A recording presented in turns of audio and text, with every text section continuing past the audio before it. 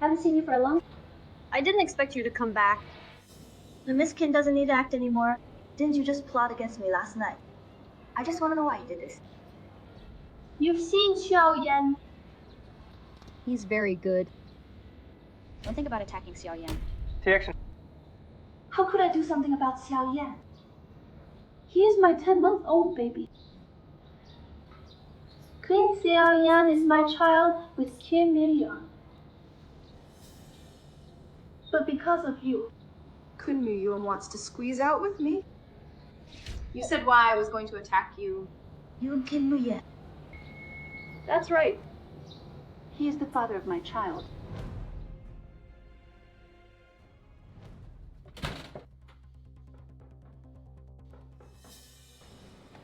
Are you here? Mommy, I'm so hungry. I really want to eat the noodles you cooked.